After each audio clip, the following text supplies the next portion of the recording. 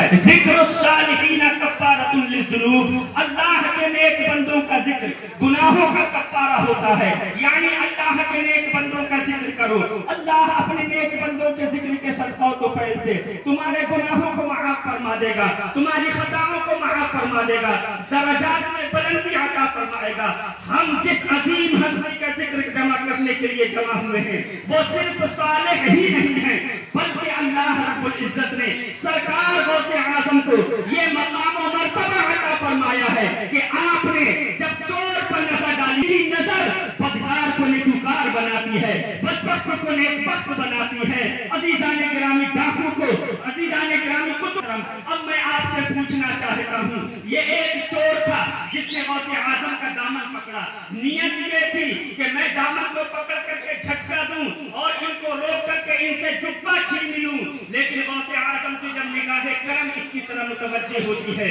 تو اللہ رب العزت ولایت کا منصب عطا فرما دیتا ہے۔ غوث اعظم کی نگاہ کرم اس کی طرف متوجہ ہوتی ہے تو ولایت کے عظیم منصب پر فائز ہو جاتا ہے۔ ایک چور غوث اعظم ولی کامل بن جائے، ہم تو سنی شہید العقیدہ مسلمان ہیں، اپنے سینے کو محبت غوث اعظم کا مدینہ بنا کر کے اگر سرکار غوث اعظم سے سچی محبت کریں اور ان کی تعلیمات پر عمل کریں، ان کے ارشادات پر عمل کریں، ان کی سیرت تجربہ کو اپنی زندگی میں اتاریں تو ادھر چور ولی بن رہا ہے۔ اگر ہم اپنے سینے میں محبت بٹھا کر کے ان کی تعلیمات پر عمل کریں تو یقیناً ہماری دنیا بھی سمجھ جائے گی، آخرت بھی سمجھ جائے گی۔ ضرورت اس بات کی ہے کہ ہم غوث اعظم سے سچی محبت کریں، عمل کریں۔ عزیزان گرامی، اس لیے کہ میرے غوث اعظم پر اسی طرح شامیانہ رحمت ہے جیسے کہ آسمان کا شامیانہ زمین کے اوپر۔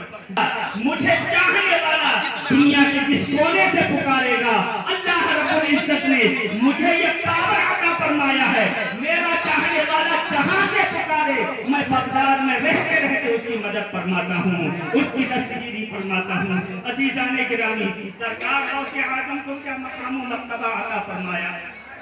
اور واقعی کی روشنی میں میں اس بات کو واضح کروں کہ اللہ رب العزت نے سرکار غوث اعظم کو کیا شان عطا فرمائی۔ عزیزان گرامی، غوث اعظم رضی اللہ تعالی عنہ نماز تہجد پڑھ کر کے حضرات اپنے مصلی پر بیٹھے ہوئے ہیں۔ میرے عزیزو، آپ نے بارہا سنا، حضرات ایک چور گھس گیا، آپ کے کمرے میں گھر کا سارا سامان اکٹھا کیا، سارا سامان اکٹھا کر کے سر پہ رکھتا ہے، باہر نکلنے کی کوشش کرتا ہے تو عزیزان گرامی اندھا ہو جاتا ہے، سر سے نیچے رکھ دیتا ہے، پھر ہتھیارا ہو جاتا ہے۔ یہ سب کچھ ہو رہا ہے، غوث اعظم اپنے مصلی پر بیٹھے ہوئے سب کچھ مشاہدہ فرما رہے ہیں۔ تب تک حضرات گھر کے دروازے پر دستک دی جاتی ہے کہ فلاں جگہ ایک ابدال کی ضرورت ہے۔ عزیزان